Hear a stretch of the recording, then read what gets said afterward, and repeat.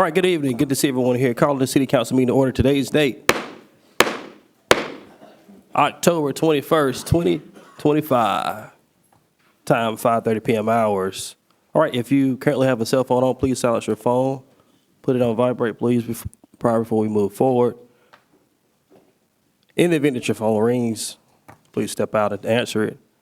Otherwise, you'll be asked to leave, take your call, and you may re-enter into the chambers. All right. So, having said that, we'll move along to the prayer. Pastor Bradshaw from St. Augustus A.M.E. Zion Church. Let us pray. Gracious and eternal Father, we thank you for this day and for the privilege of being able to gather to serve our community.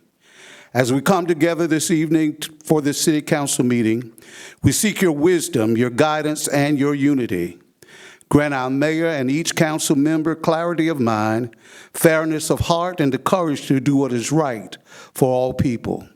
Lord, bless our city, its leaders, workers, and residents. Help us to be good stewards of the resources you've given to us, and help us to lead with integrity, compassion, and vision. Let every discussion tonight be guided by respect and shared desire for the common good. May your peace be over this meeting and over our city. Strengthen us to make decisions that reflect justice, promote harmony, and bring lasting benefit to our community. We ask these blessings and all other blessings in your holy name. Amen. Please remain standing for the Pledge of Allegiance of the United States of America. I pledge allegiance to the flag of the United States of America, to the republic for which it stands, one nation, under God, indivisible, with liberty and justice for all. All right, Madam Clerk, roll call. Councilmember Solomon. Present. Councilmember Swenson. Here. Councilmember Seaforth. Here. Councilmember Suggs. Here. Mayor Pro Tem Hardy. Present. All present and accounted for. Under citizen comment, citizens must sign in before the start of the meeting. If they wish to address the city councils, citizens must state their name and address before beginning their comments and may speak up to a maximum of 3 minutes. Citizens seeking assistance or asking questions will be contacted by a member of our governing body or by our appropriate city staff. Madam Clerk. Christina Moore. Ms. Moore.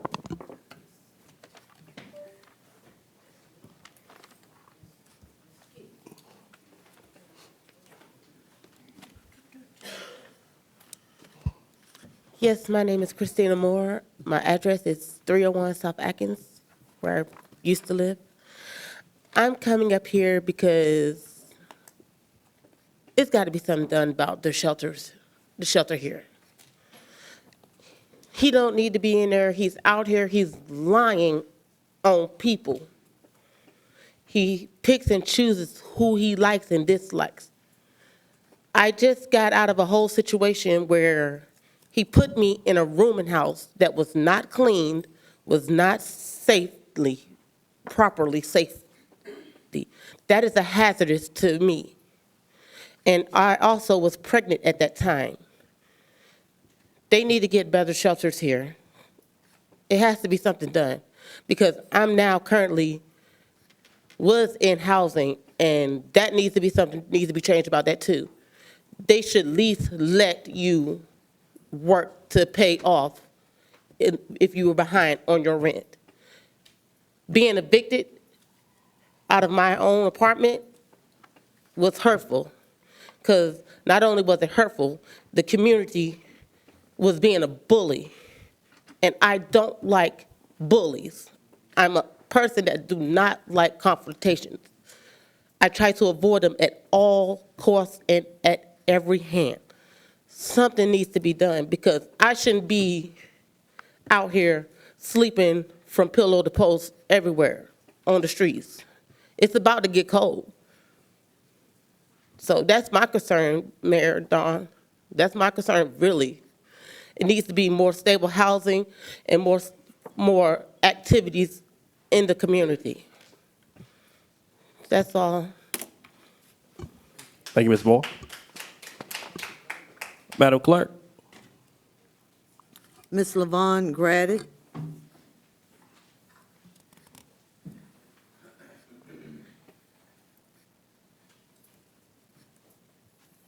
LaVon Grady, 503 Summit Avenue, Kinston.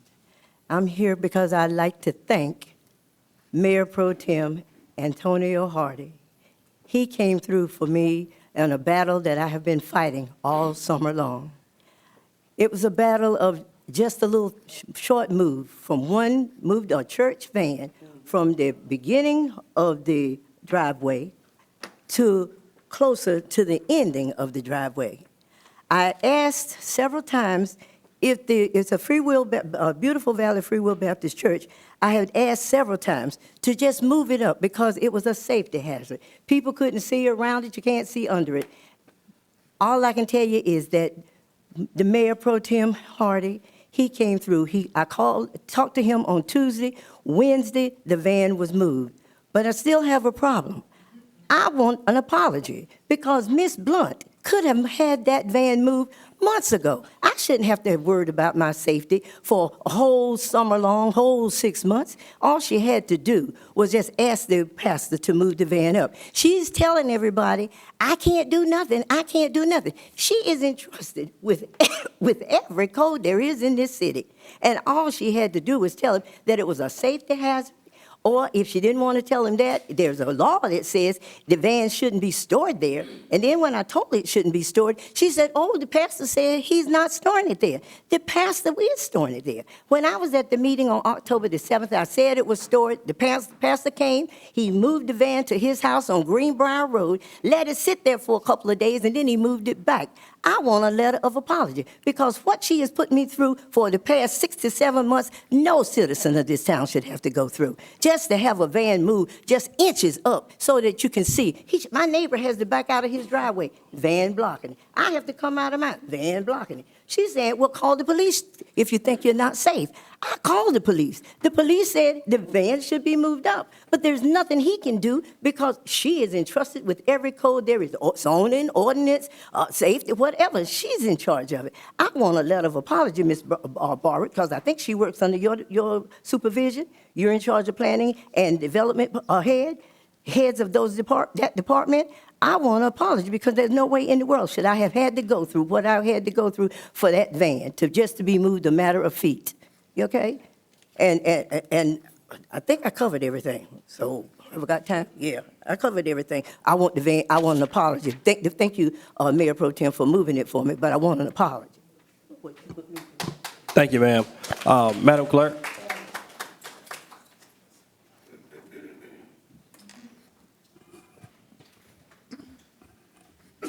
Ms. Gwendolyn Woods. Ms. Woods? Hey, y'all babies. My name is Gwendolyn Woods, 307 West Blount Street. So I went and did a little bit more digging, a little bit more work. So I went back down there to the tax office and I spoke with somebody else. And so she says, on the back of your tax paper is this right here, what I was telling y'all about come January the 6th, if you haven't paid your taxes, it'll be 2%. And then come February, if you hadn't paid it, it's 0.75. So I said, okay. So I asked her to let's break it down a little bit more. So when I look at that, she said, come March the 1st, if you hadn't paid your taxes, then that means that it's going to be ran in the newspaper or whatever, letting them know that you have not paid your taxes or anything. And then July the 1st, we're going to start over with 2006 taxes. By then, you know, I like to pass all the way out. So I've been sitting up there trying to rack my brains, and I was saying, okay, God, come April of 2006, that's when I get my car inspection stickers. So that payment is a lot. They don't go up to about $546 for me, and I just got a Ford Edge. And I was like, okay, I got to finish these taxes. Then I got the Ford Edge to pay, and then come July 1st, I got to go back in those taxes again. And I was saying, well, that's still a lot. Mind you, I got car payment, car insurance, I got light bill, I got telephone bill, I got gas bill. It's like I try to bring all of my bills together and try to fit in that payment. And I said, well, okay, if I'm struggling, how can the other people that are on a fixed income, how are they going to be able to break this down in a payment that's affordable for them and for them to have extra to get their necessity, be it household products, just the little simple things from food to medicine.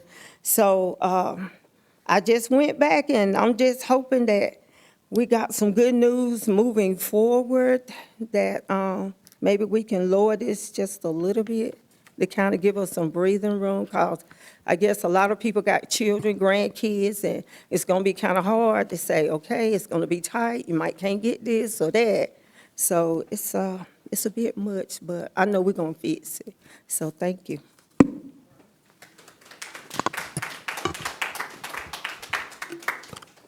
All right. Thank you, Ms. Woods. Madam Clerk? Ms. Rain Tindall.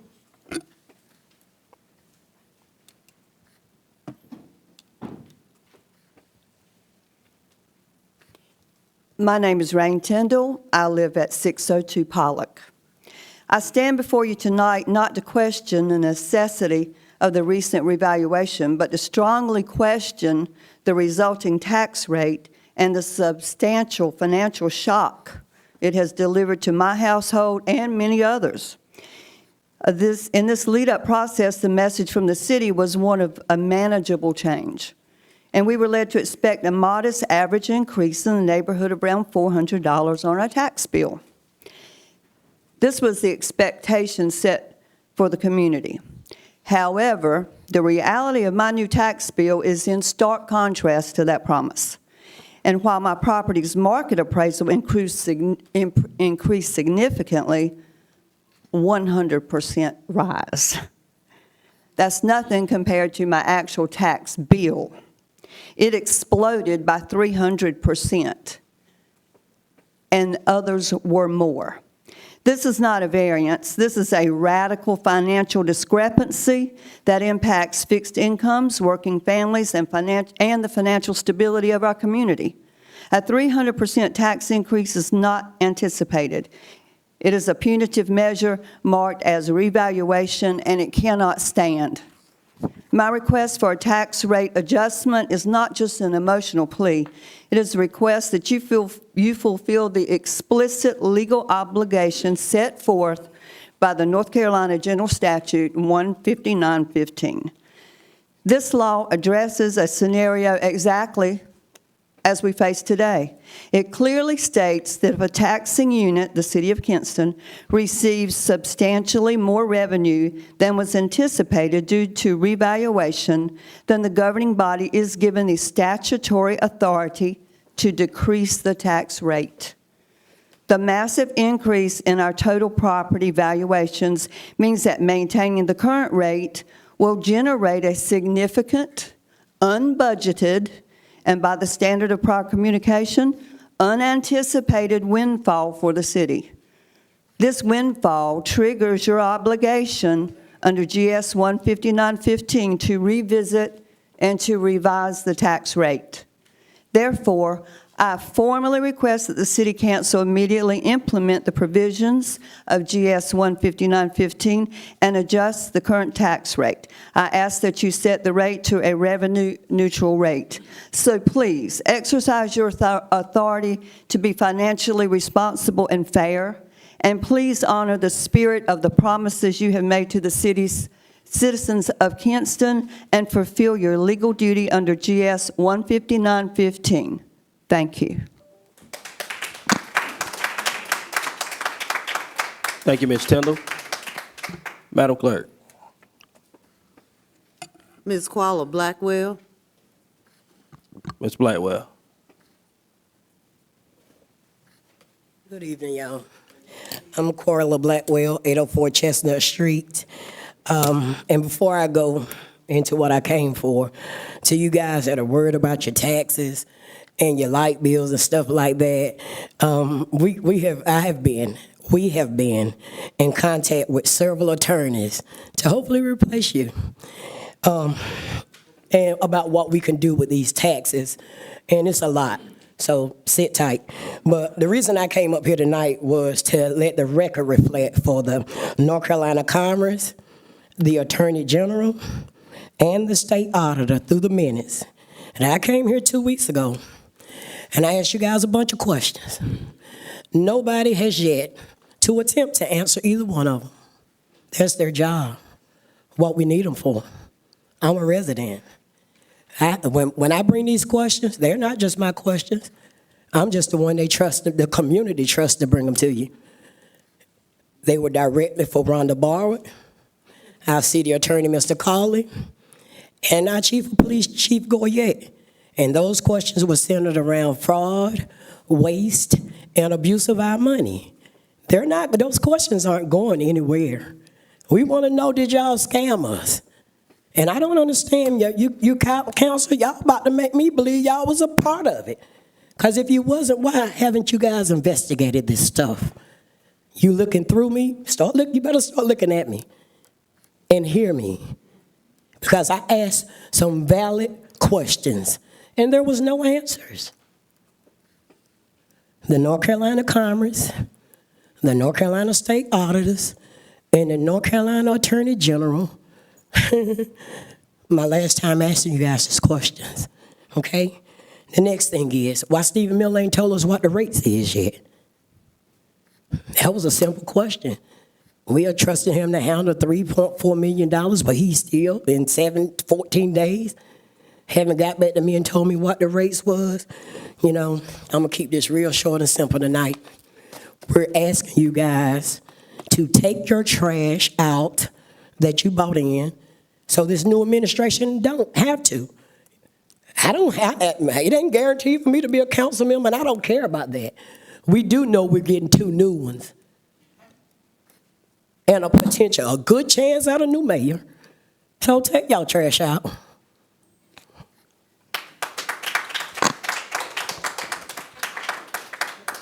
Madam Clerk, will there be any others? Ms. Rosemary Jones.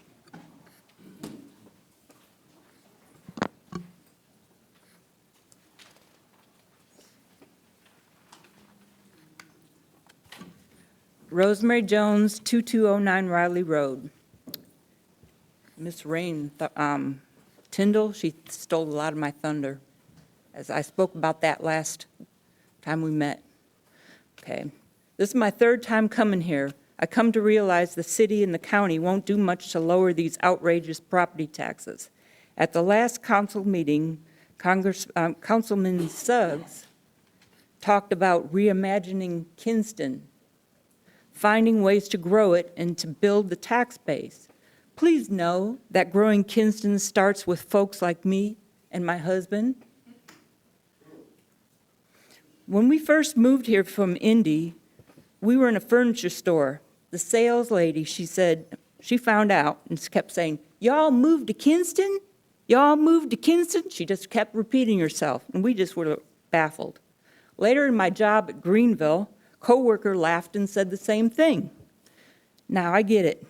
This is what our community says about Kinston. But we loved our home, and we were happy with our choice. Until we got slammed with the unbelievable property bill, tax bill. Mayor, I met with you. You said you're just the tiebreaker. You gave me a county commissioner, Miss Devon's number. She sent me to Miss Sutton, who said, and I'm paraphrasing, "That's what you get for living in the city and getting all those perks. Plus, you should have checked the tax rate before buying." What a lovely chat. And another dead end. I get bounced from person to person. I am told the county that reassesses the properties. I know. But the real problem isn't the reassessment. Do the county and the city work together on the tax rates? Did you know when you passed this budget, it would hit homeowners with about $1.40 per $100 of property value? I get it. There's so much to fix, from infrastructure and rebuilding downtown and the east side to fair pay for workers. You can't do all this at once. But Mayor, you have a gavel and a voice. This is on you. The county's newest reassessment flooded the city with tax money, a $13 million boost. Last meeting, after I raised the budget could be amended, your lawyer cited statute 159-15, saying amendments need either a big increase or a decrease. That was a caveat on that. Our taxes are that increase. Was your budget based on solid data, like the county's reevaluations, or real economic projections? You want to cut me off, or do you want me to finish? Thank you, ma'am. You have 3 minutes. I thank you. I appreciate that.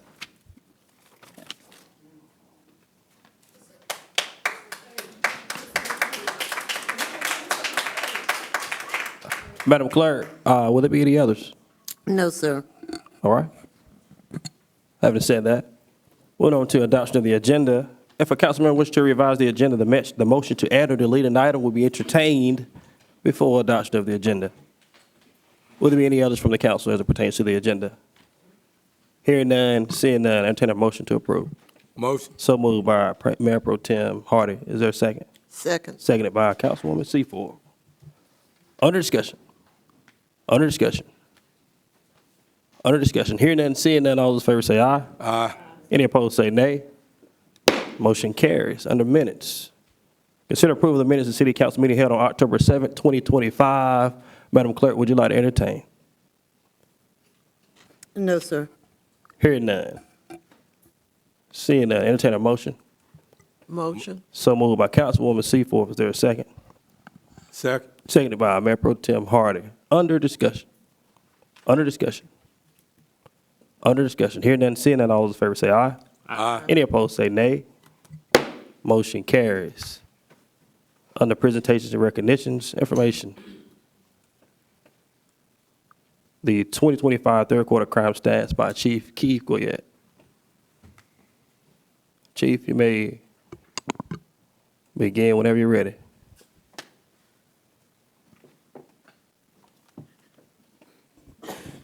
Good evening, Mr. Mayor, council members. Before I begin, we had something, excuse me, a little on the weather.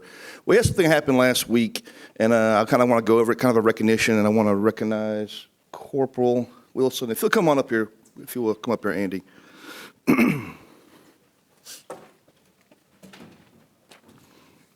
Don't worry, you don't have to talk. You just stand here, look pretty. So this is Andy Wilson. He's our detective. He's with our crime scene unit at the police department here in Kinston. We call it the crime lab, but they're crime scene investigators. He's one of 3. We actually have an opening for a 4th one right now. That's going to be a civilian position.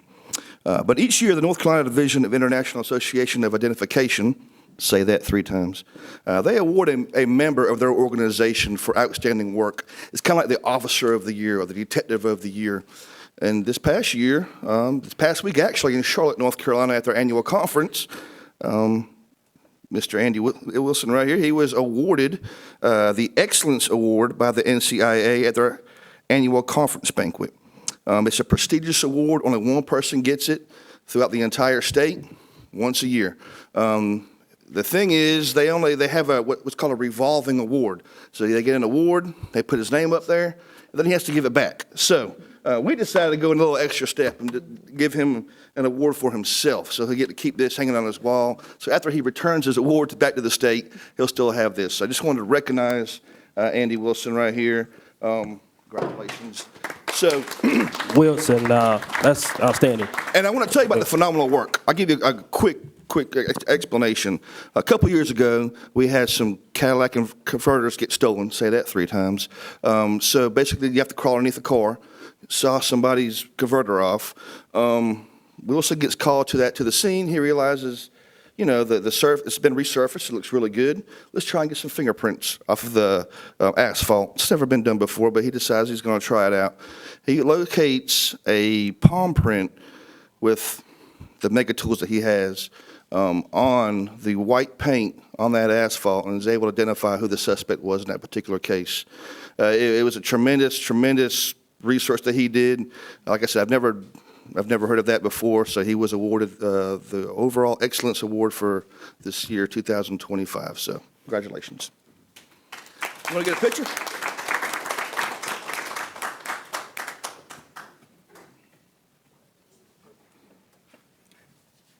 First, let me say outstanding job, Detective Wilson. We do appreciate you and your efforts in solving those cases. I do know those catalytic converters were actually being stolen very often here throughout the city. So I do appreciate your efforts. Everyone give a round of applause again, if you would. And we'll step up. We'll take a picture up front. Council, if you would stand, please. Thank you. Major Turner, if you'll step up here and get a photo. Come on up here. Major Turner is in charge of the investigation division, so we're going to give him a little bit of love.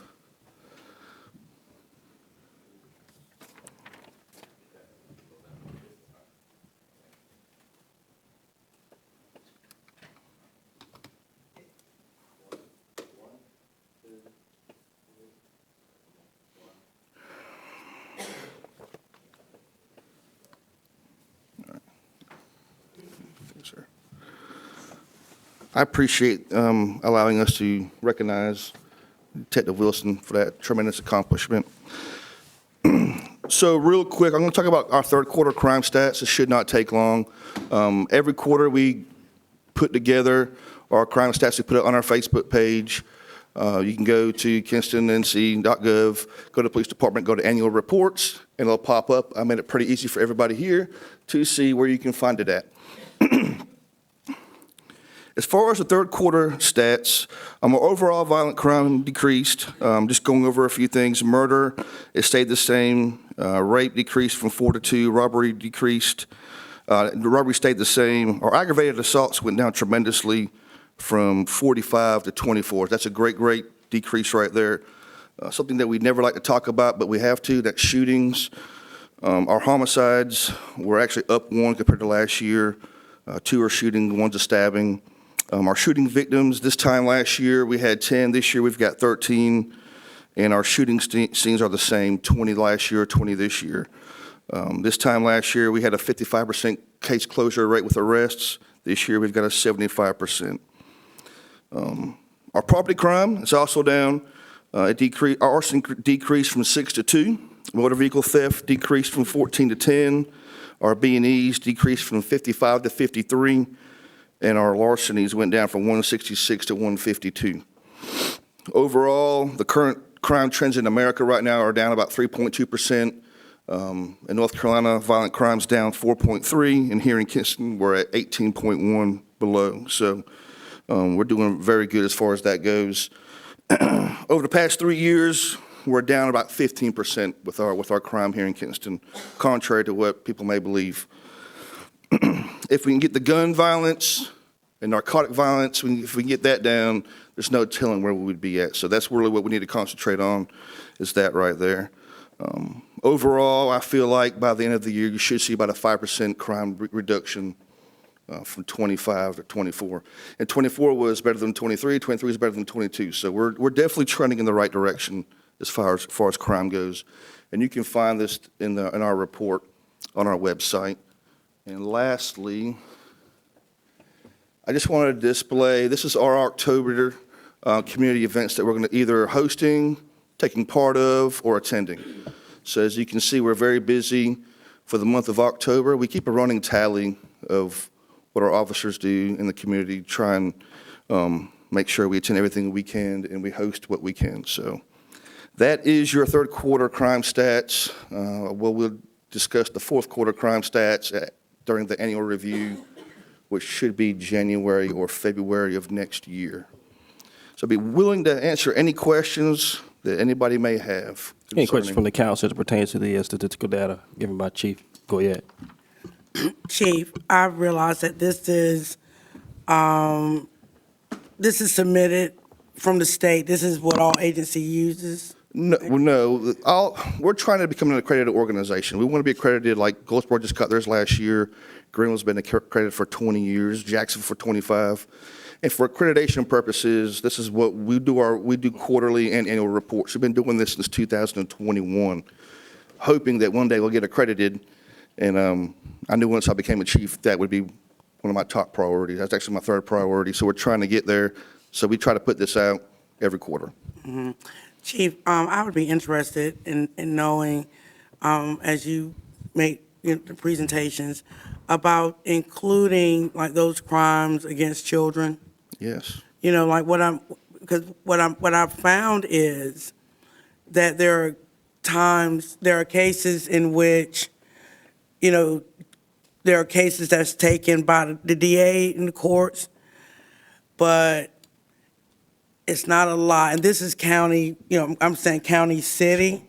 And it's just interesting when you do kind of like look at the number of children that we see underrepresented that actually have cases.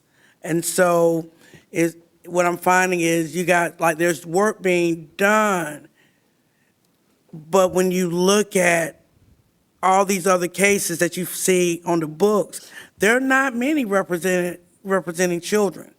And so I just would be interested in knowing, you know, how many cases are we having that are involving, you know, like child abuse, you know, arrest made for child abuse, and those type things. What I can tell you is that we have an amazing statistician at the police department that she's been with us since January or February, and she has revolutionized our organization regarding that. So I can assure you, I probably can't get you those stats in the next 5 minutes, but I can within the next 5 days. I can get you those stats that you're asking about. I can tell you that juvenile crime is up this year overall about 5 cases. So we're averaging about the same every year. So we're on the same notion as far as that goes. But as far as those types of crimes, we could probably break that down for you. Yeah, it was just interesting because you remember, like during COVID,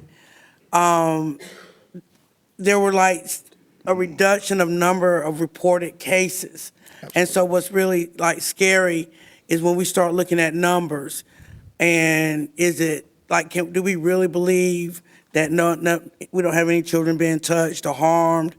And so just asking for, you know, the simple cry. If you know something, say something. Absolutely. If you know something, say something. That's something we always say. That's it.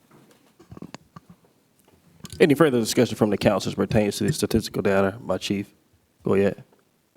All right, hearing none, seeing none. Thank you, Chief.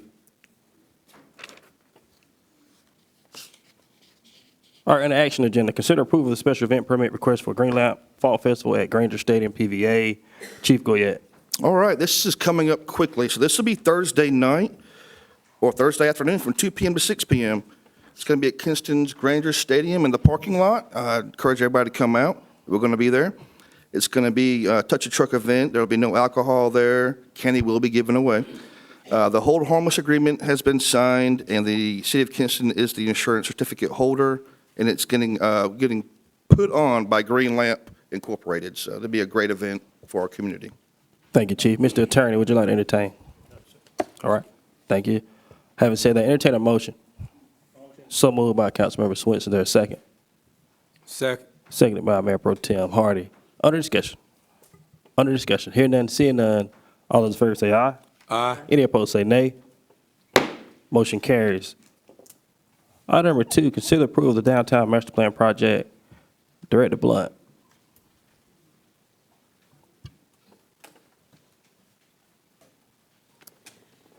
All right, thank you, Mayor. Good evening, Council. Just to give you a little bit of background history about this downtown master plan, members of the City of Kinston, City Council, and the Lenore County Commissioners have joined together to form a collaborative advisory board to identify shared priorities, meeting community needs, and advancing collective purpose. At its October 1st meeting, the Joint Working Committee discussed opportunities for downtown redevelopment and enhancement. So tonight, I just want to present the same presentation that we presented to the Joint Working Committee, to the full board, as well as to the public. So to start off, what do we mean by a downtown master plan? A downtown master plan is a comprehensive strategic document that guides the future of our downtown area. It includes or provides strategic direction and action steps for downtown redevelopment. It also will propose a scope to revitalize the downtown area. You know, as I was growing up here in Kinston, I remember the Magic Mile, and so we did a hashtag saying reignite the magic. It will also present zoning to address abandoned and neglected properties for repurposing. So whenever we think about the downtown master plan, just to keep it short and simple, we want to think redevelopment, revitalization, and repurpose. Now, to break down these steps a little further, when we talk about providing strategic direction and action plans for downtown redevelopment, the council, I commend you for already establishing TIDE to give those that are coming to the downtown area some incentive. But in addition to that, we also have facade grants administered by Downtown Kinston, grants especially designated for South Queen via the Buddy Rich funds. But we also want to maybe be able to look into more tools for redevelopment in our downtown. We really want to make downtown Kinston a destination. Another thing is that the master plan would give voice to downtown property owners and unique needs for all areas. Yes, we want to hear from our current business owners and property owners with their needs and desires, as well as look at unique needs for all of the areas downtown. We want to hear the voices of those that frequent downtown now, but we also want to hear from those that don't go downtown and why they don't go downtown and what would encourage them to go downtown. Another part of the downtown master plan would be to create a plan and accountability among boards and staff. Because this plan would contain actionable steps, it will be a guide and allow boards and staff to be good stewards over the roads and making the downtown area great. So when we're thinking about the proposed scope in this downtown master plan, and these are in no particular order, we want to have a stakeholder surveyor. The survey and the focus groups will be administered by a consultant. We also want to have that community engagement, having stakeholders be at the table so they can speak about it. Downtown marketing groups will be a part of the scope, as well as the redevelopment toolbox and initiatives. We also want to have the scope to look at model ordinances that would deal with commercial abandoned and neglected properties in our downtown area, as well as explore receivership and ordinance modifications. We may have to look at rezoning or adding some land uses to our downtown to make it more attractive.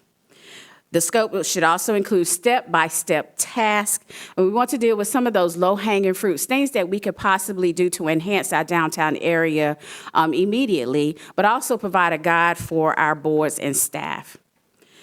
The scope will include the priority areas of focus and having phased projects. Of course, we know that we can't jump on everything all at once, but we can have some phased projects and have some goals in mind so that as we're preparing our budgets for the future years, we can include those goals in that. And then to address accessibility and aesthetics.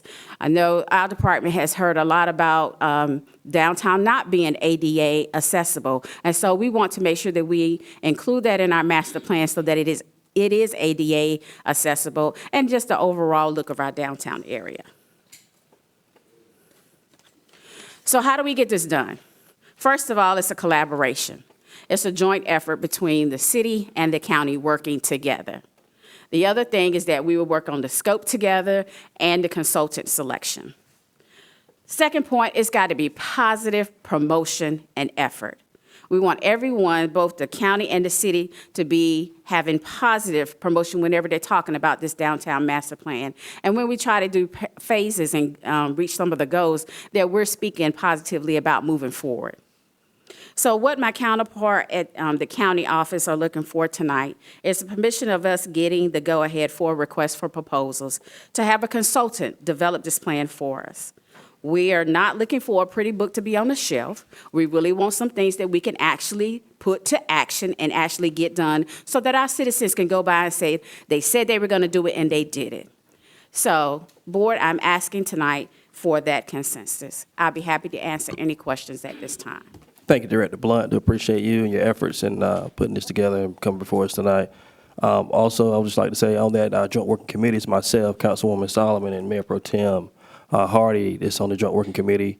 So we had a deeper dive into what it looked like downtown, the TIDE initiative, to include the collaboration moving forward on the initial one.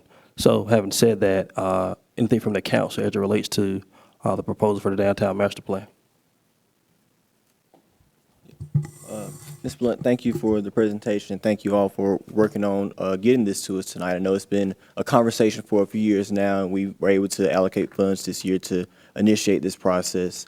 There are two things that I enjoy the proposal and the proposed scope that's included in this presentation. But two things I think are really important for us to consider including in the actual stated scope with the consultant. One is the feasibility of housing downtown. I think that's something that if we're going to take the time to investigate how we can grow and improve our downtown district, downtowns thrive when there are people who actually live in downtowns. And we have seen the creation of some new residential units downtown, but not enough when you compare it to other cities. So seeing, how we can investigate and explore the feasibility of housing, whether that's apartments, condos, rental units, or actual home ownership opportunities in downtown. The second thing is connectivity with the two adjacent neighborhoods to downtown. How do we increase pedestrian access and waymaking between Mitchelltown and downtown and East Kinston and downtown? Because we want people to feel comfortable accessing, not just always having to get in the car and drive, but how do we make sure people feel comfortable walking from one neighborhood to the other and actually utilizing the assets and amenities we have downtown. So those are two things I wanted to suggest for the scope. And the last thing, I saw the inclusion of a community survey. I do think it would be important maybe to have two separate surveys or a two-part survey, one particularly geared towards property owners in downtown. I know we do, every 2 years or 3 years we have to do a downtown property owner survey for the MSD? 5 years, okay. So if we do a survey that's really specific to property owners and what their needs and desires are for downtown, but also a much broader community survey for people who live all throughout the city and county to see what they want to see in downtown, how they, how often they currently frequent downtown, or what can we do to get them there. But I do think that two-part survey, because there are some very specific conversations we probably need to have with property owners that may vary much differently than what the community at large feels about downtown. Thank you. Thank you for your input, Councilmember Suggs. As it relates to the housing piece, it's definitely something that we're talking about as well. Livability, that livability piece, public-private partnerships, commercial type of thing. I think we started that conversation. I think this is go in depth. Thank you for the insight. Is there any further discussion from the council as it relates to the master plan downtown? Any further discussion? I hear none, seeing none. Madam Clerk, roll call. Councilmember Seaforth, Yes. Councilmember Suggs, Yes. Councilmember Solomon, Yes. Councilmember Swenson, Yes. and Mayor Pro Tem Hardy. Yes. Motion carries. Thank All you, right. Council. Item number 3, consider adoption of a resolution to provide notice of claim of lien and authorizing foreclosure to recover unpaid charges. Mr. Attorney.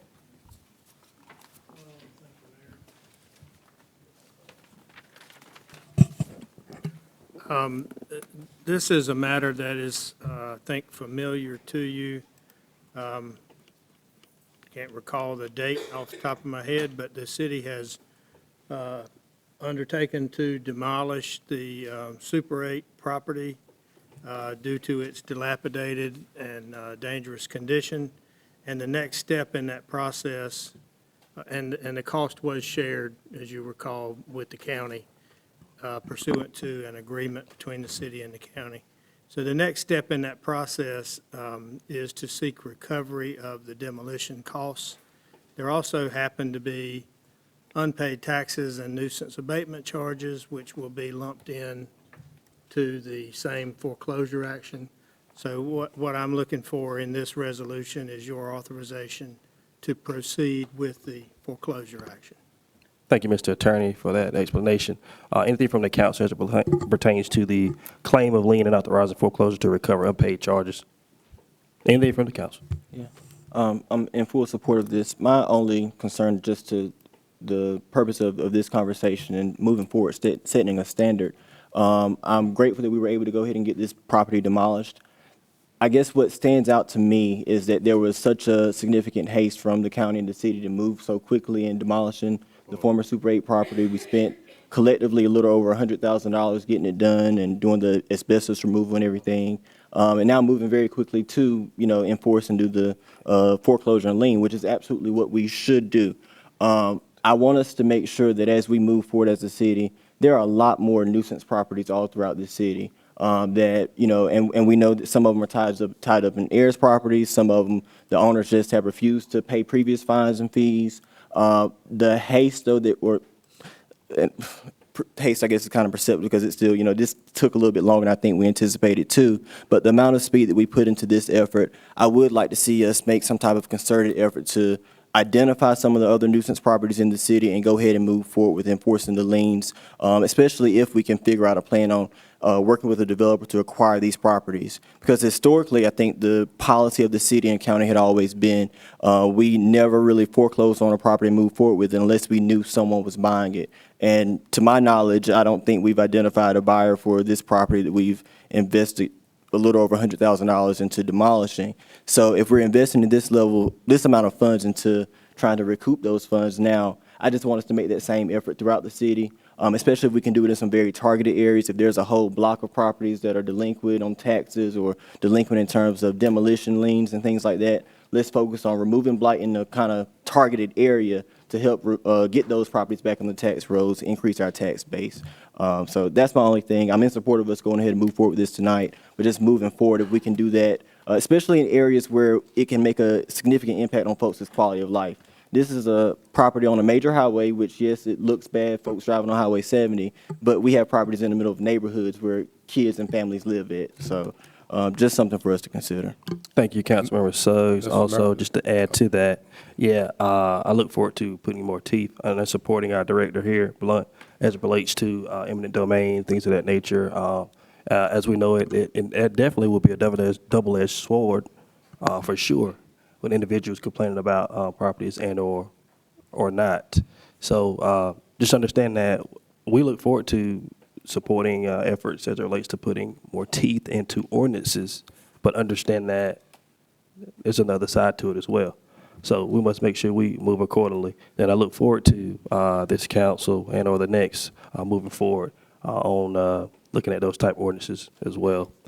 Mayor Pro Tem. I just wanted to add, Mr. Mayor, that there has been some interest in that property already.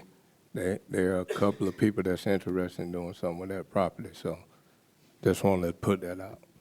Thank you for those comments. Any further discussion from the council? Any further discussion? Hearing none, seeing none. Entertain a motion. Motion. So moved. Is there a second? Second. So moved and properly second. Under discussion. Under discussion. Under discussion. Hearing none, seeing none, all those in favor say aye. Aye. Any opposed say nay. Motion carries. Item number 4, consider adoption of the city council or the Kinston investment policy. Donna Goodson. Thank you, Mayor. In your packet is a submission to request the City of Kinston for consideration to adopt a City of Kinston investment policy. The Finance Department's, one of their goals is to make sure we update and standardize all of our financial policies, and one of the ones that we currently don't have is a formal cash investment policy. So we're in the process of updating these.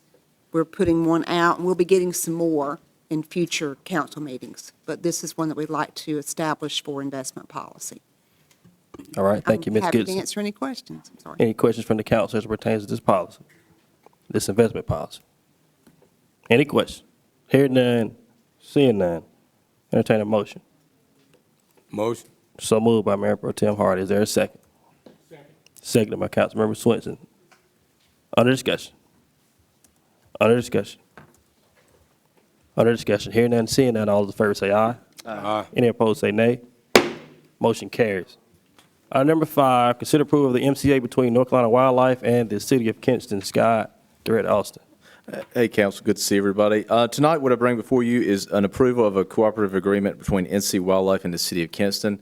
As you know, part of the nature center. The ponds are under the city's jurisdiction. We own those ponds.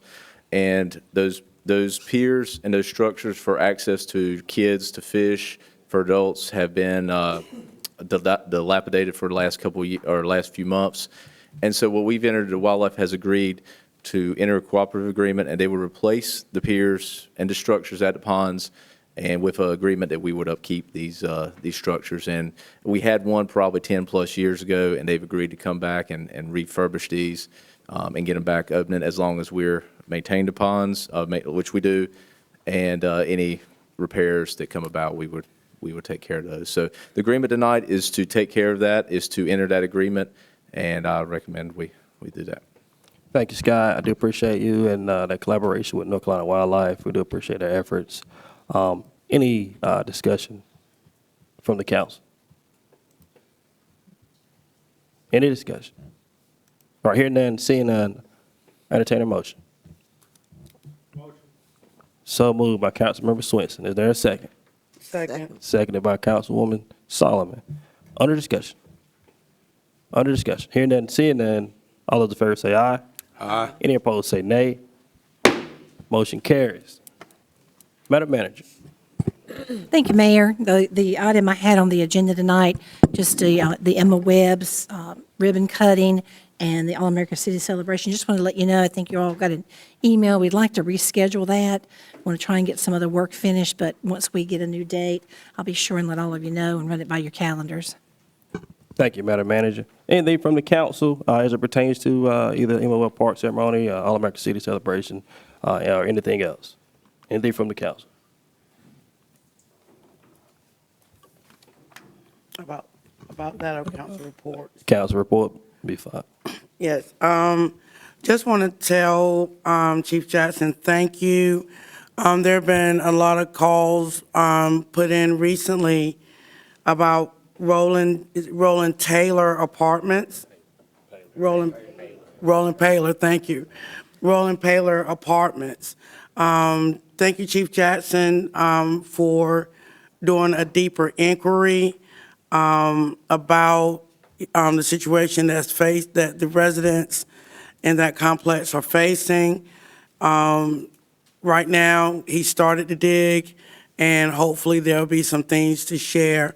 But that complex is with Kinston Housing Authority. So a lot of, the questions, have been, directed our way, but we do want to tell you thank you for those that did reach out. And I do want to tell Chief Jackson, thank you for giving us something to be able to share with the people, but to assure you that we'll keep our hands on it and hope that there's a quick relief for those citizens that reside in Roland Paler Apartments. The second thing that I have is, again, the last time, we at the last meeting, we mentioned, had a discussion about a reduction of property taxes. It was right at the time in which the federal shut-in, the federal shutdown occurred. And right now, of course, the conversation is still being held that individuals don't even know if they're going to be repaid, if there's going to be retro pay. Second thing that has now happened, now that we're at tonight's meeting, is I think the decision is going to be made by November the 1st, I think, about SNAP benefits. Yeah. Yeah. So there's a reality that, let's just say it happens. Even if there's a reduction, even if it's not totally dissolved, if there's a reduction in SNAP benefits, a lot of the residents who receive SNAP benefits are renters. The renters in our community are now facing an increase in rent. So if the SNAP benefits are cut, if the SNAP benefits are cut, that means they're having, at just a blink of an eye, to learn how to kind of readjust their budgets, their household budgets. I went to purchase some detergent earlier this week, and And I walked down the aisles and I was like, well, am I getting ready to start having to use dish liquid to wash my clothes? Because the price of goods, I mean, it's out of control. Grocery prices are higher now than they've been in 3 years. The last time, that we were here, the statement was made, and that we don't even know what else is to come. When that statement was made, this thing about SNAP benefits hadn't been said.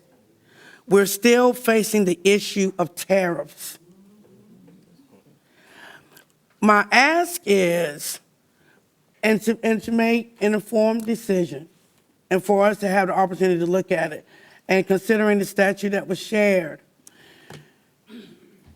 that we look at what the 3.5, that money with the mission, like, and all, it may not be agreeable. One thing I don't want to have touch, our departments, you guys work hard, the people, the soldiers out there, they work hard. But when we look at some of the items that we may have to say, well, we can't do it this fiscal year, but we can put it maybe the 26, 27 year. Because the reality of it is that people need help, and they need help now.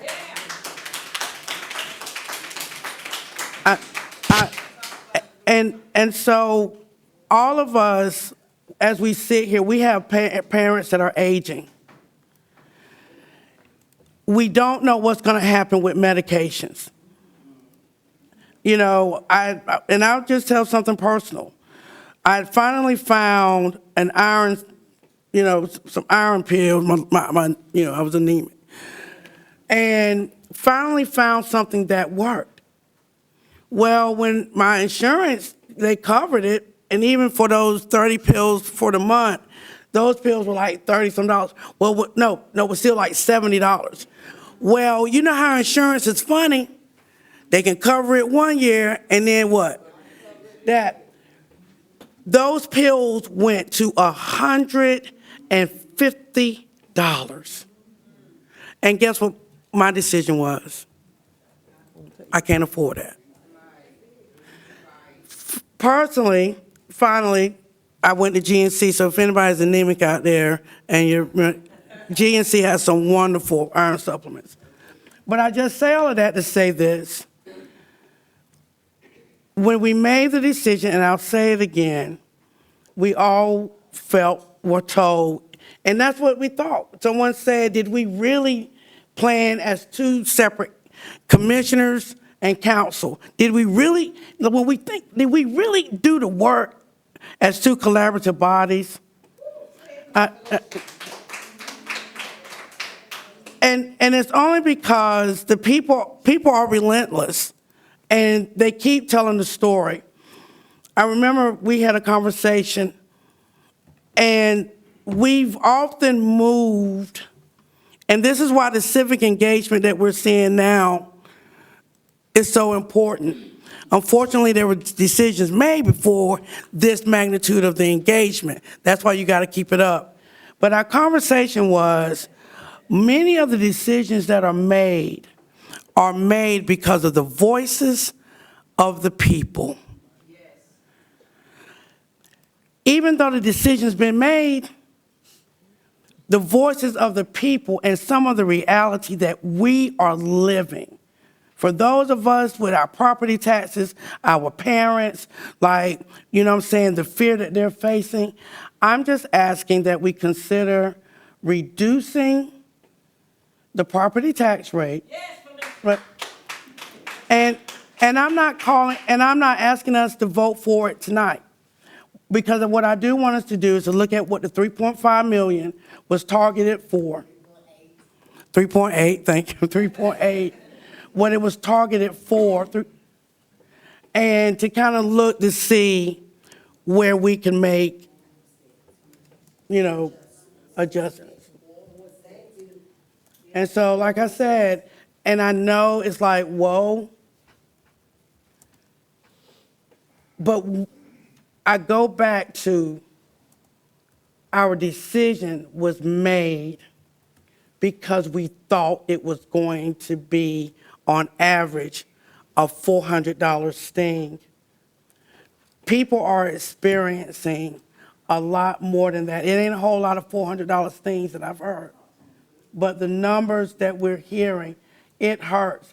And even something as simple as the property taxes that everybody's experiencing with their cars. Like, we're paying more taxes on a depreciating vehicle, you know? So I just ask that I know our decisions that we make is to enable us to be able to sleep at night. It may not be like, oh my God, what are we gonna do? Like, we gotta go through all of this. I don't know. Like, I'm quite sure those who have paid taxes already, they can get credited for next year, whatever. But there's a lot of people who have not paid those taxes. And like I said, and the thing about this is this is not posturing, this is not trying to flex, it's none of that. But in good conscience, we have been a council that have made decisions based on people. And our decision was made before they yielded their voices. That's why we keep asking you, keep your voices coming. But I just ask that we take into consideration, we have until January the 1st. If we're going to reduce the property, the tax, make a tax adjustment rate, we have till then. And my decision is simply because it's hard out there and it ain't planned. And it's hitting everyone. Like, really? This really ain't even about counting people's pockets, because everyone is feeling the sting, and we don't even know what's next. We live in a Tier 1 county, and there are decisions being made that we ain't got no say-so in. Like, I don't even know the percentage of people on SNAP, but like I said, this conversation was held about what? I was at Rochelle years ago, and I remember having a conversation with an 8th grade class. When they start having little conversations about it, you better know, wake up, wake up. This reduction of SNAP benefits, if it happens, it's going to impact this community. And what happens is this: are we able to recover from being notoriously known for having high tax rates? Are people going to come to stay here as we continue to try to build, housing and affordable housing, if we become notorious for these high tax rates? Or are people going to use the next couple of months and try to move and live somewhere else?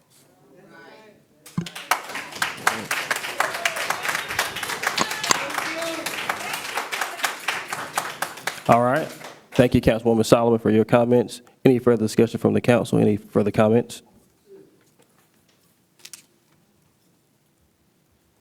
Any further discussion from the council? All right. Hearing none. And I'll just say this, like I said, not asking for a vote, didn't make a motion, but I asked, because like I said, we have till January 1. All right. But that we take the time and just kind of look at that, because it'll be presented again. Thank you much, Councilwoman Solomon. All right. Any further discussion from the council? General council member reports? Yeah, general council member report. Okay. General. Gotcha. In general, well, on the vein of the property taxes, if Mr. Jim, our city attorney, could research and provide some clarity on the general statute that allows it, I do think it's worth a conversation. The interpretation that we received at the last meeting seems to be that it's not allowable based on the interpretation of statute, but if you could provide that statute, just email it to us, we can continue this conversation. I would appreciate that, Mr. Jim. Sure. Thank you. Secondly, just wanted to update our community. If you've been watching news, I know our local, political climate and things happening locally have gotten a lot of our attention, but at the same time, in being completely just transparent and nonpartisan in what's happening, our state and federal government, lots of things are going on there. Currently, our state General Assembly is in the process of redistricting the 2 congressional districts here in Eastern North Carolina. That's going to significantly dilute the political power that we have at the city of Kinston as residents of this community, residents of Eastern North Carolina. They are trying to disenfranchise our vote, literally, by rushing to change our congressional maps. The North Carolina Senate voted on it this morning, this afternoon. The House is expected to vote on it tomorrow. So I definitely encourage you to reach out to our representatives in the North Carolina General Assembly to ask questions and voice your displeasure about this. State Senator Bob Brinson, Representative Chris Humphrey represent the city of Kinston, represent all of us here in Lenoir County. And right now, State Senator Bob Brinson was one of those who voted in support of the gerrymandering and redistricting of our congressional maps. So at the same time, we have a state legislative body who has failed to provide and adopt a state budget too. So the city of Kinston, after we adopted our state budget this year, and cities all across North Carolina typically adopt their state budgets during the summer, the state of North Carolina still has not adopted a state budget to actually provide pay for our teachers, our state employees, increasing benefits, increasing education services. They're busy focusing on diluting the political power of folks like us who live here in Eastern North Carolina but can't even pass a state budget. The same thing that's going on in D.C. right now. Because we don't have a state budget, our federal government employees are going without funding and pay. Small businesses are losing out on their capital from small business loans. Farmers and ranchers, people who provide the food that we do eat, aren't able to produce things because they're not getting their loans or support from the USDA. So there's all these other impacts that we're having because of this federal shutdown, the lack of a federal budget, and the state budget being unadopted too, while our state legislators focus on other things. So there's just so much happening in the world. I do want to encourage folks to continue to pay attention to both local, state, and federal politics, because these things are going to continue to impact us if we don't make us think about it. Like we need to get involved and get engaged with our leaders at every level of government. And I do want to pay particular interest, or encourage folks to pay particular interest to the way that this shutdown and the lack of a budget at the state and federal government is going to impact us in the city of Kinston.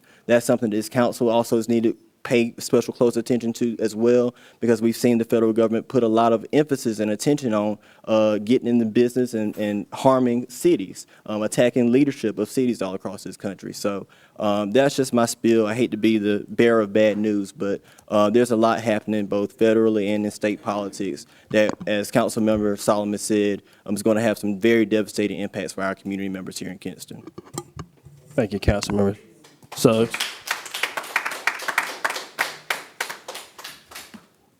Any other comments from any of the council? All right, hearing none. Seeing none. Let me just say this. I echo your statement, Councilmember Suggs, as it relates to, our local, state, and federal partners here and the shutdown here at the federal government level as it relates to the SNAP program. I also have the opportunity to advocate for the SNAP program as the Mayor's Alliance to End Childhood Hunger. I can assure you this, that if by November the 1st, if we don't turn around at some point to actually open the federal government up, we will have impact all across our state, not just the SNAP program. I'm talking about pre-K, early Head Start here, Green Light Community Action, federal programs that we do have in place. Understand that. So hopefully within the next 2 weeks or so, that there's a decision that's going to be made at the federal level as it relates to that. It's a trickle-down effect. Our state government that doesn't have a current budget at the present time have went back in session to actually talk about redistricting of maps and not actually put a budget in place to support, like you said, teachers, our state employees all across the state of North Carolina, which is actually devastating because they put that as number one. All right, you're Senator Bob Brinson. You're Representative Chris Humphrey. I know that, local government is one of the strongest or the most important governments, but I can assure you that our state government plays a vital role in how we move forward here in the near future. Understanding that, I would encourage and challenge you to reach out to our state representatives as well.